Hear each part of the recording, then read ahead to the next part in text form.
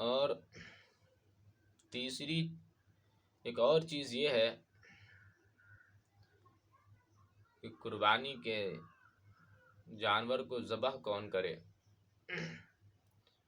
یعنی کون ذبح کرے گا کہ انسان کا کھانا درست ہوگا، اور کون ذبح نہیں کرے گا جس کا کھانا درست نہیں ہوگا۔ یعنی انسان کس کے ہاتھ کا ذبح کیا ہوا گوشت اس کے لیے حلال ہوگا، اور کس کے ہاتھ سے ذبح کیا ہوا گوشت اس کے لیے درست نہیں ہوگا۔ ہم اس پر چند بات ذکر کریں گے۔ موقف اہل سنت والجماعت کہ یہ ہے کہ ذبح کرنے کے لیے مسلمان یا صحیح اہل کتاب ہونا ضروری ہے۔ اہل سنت والجماعت کا موقف یہ ہے کہ ذبح کرنے والا شخص مسلم ہو یا صحیح اہل کتاب ہو۔ صحیح اہل کتاب جو ہم نے کہی اس کی توضیح انشاءاللہ آگے کرتے ہیں، اور اس کی دلیل الیوم احل لکم طیبات وطعام الذین اوتوا الکتاب حل لکم وطعامکم حل لہم۔ اس سے بات سمجھ میں آتی ہے کہ انسان اسی کا ذبح کیا ہوا کھائے جو انسان مسلمان ہو یا اہل کتاب ہو، صحیح اہل کتاب۔ علامہ زین الدین متوفی 970 وحل ذبیحۃ مسلم وکتابی لقولہ تعالی وطعام الذین اوتوا الکتاب حل لکم والمراد بہ ذبائحہم۔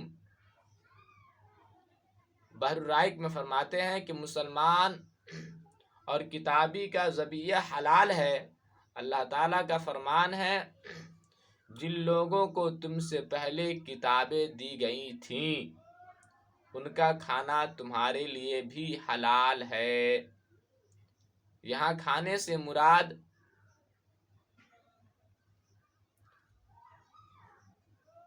اہل کتاب کا ذبیحہ ہے۔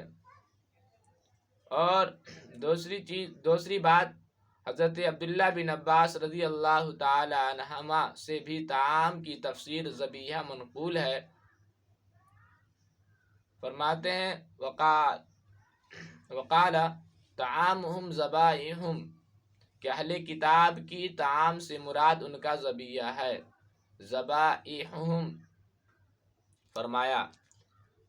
اس سے پتہ چلتا ہے کہ انسان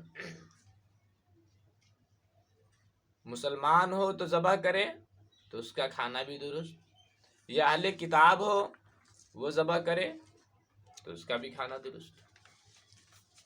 لیکن یہاں پہ چند باتیں قابل غور ہے۔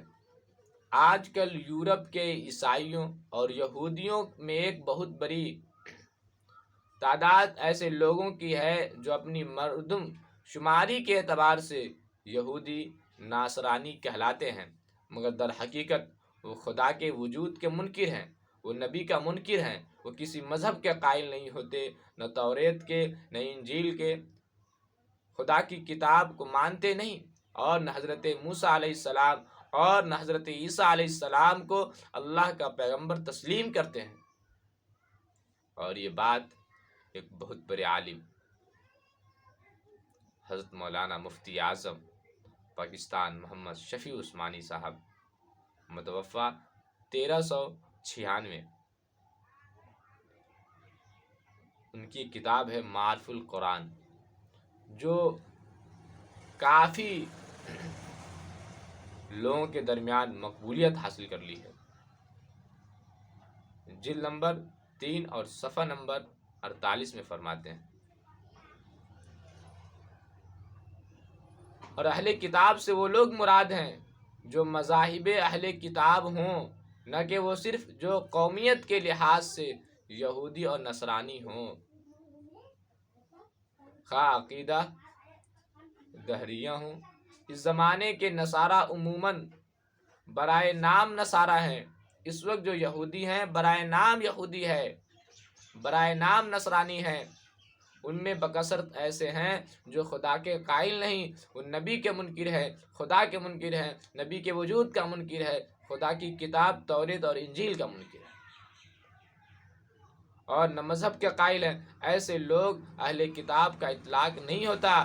ایسے لوگ اگر ذبح کرتے ہیں تو اس کا کھانا پھر ہمارے لیے درست نہیں ہوگا۔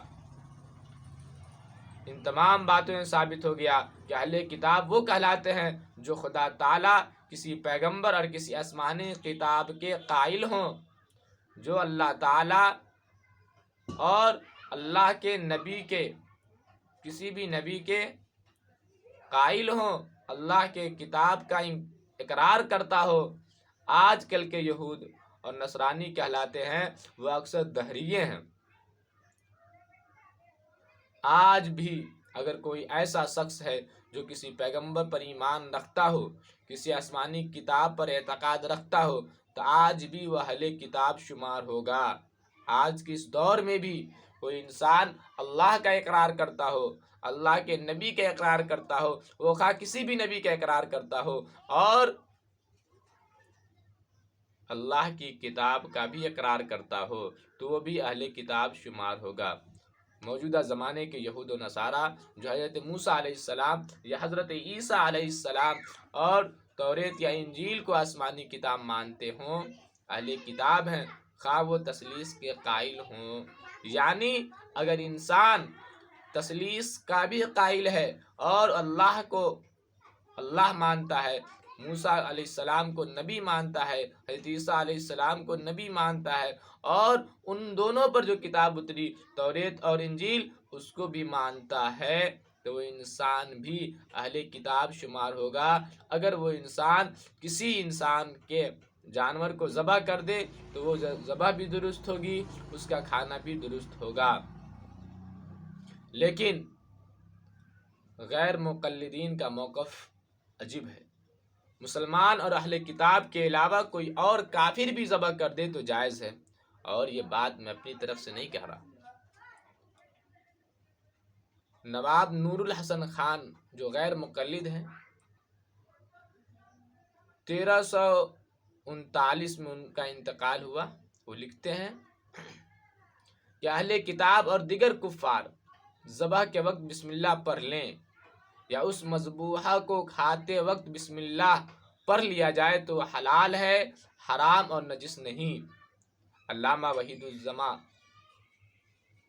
غیر مقلد ہیں، متوفی 1338، لکھتے ہیں کہ کافر کا ذبیحہ حلال ہے اگر وہ اللہ کے لیے ذبح کرے اور ذبح کے وقت اللہ کا نام نہ لے۔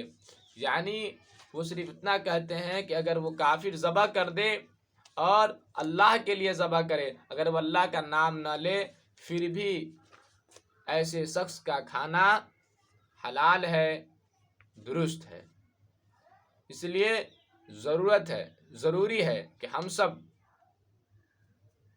اپنے جانور کو ذبح کرتے وقت ایسے لوگوں کا انتخاب کریں جو صحیح العقیدہ ہو، مسلمان ہو، اور ان کا عقیدہ بھی درست ہو، اور بہتر یہ ہے کہ وہ اہل سنت والجماعت کے موقف کو اختیار کرتا ہو۔ دعا ہے کہ اللہ ہمیں بھی سمجھنے کی توفیق عطا فرمائے اور آپ کو بھی سمجھنے کی توفیق عطا فرمائے۔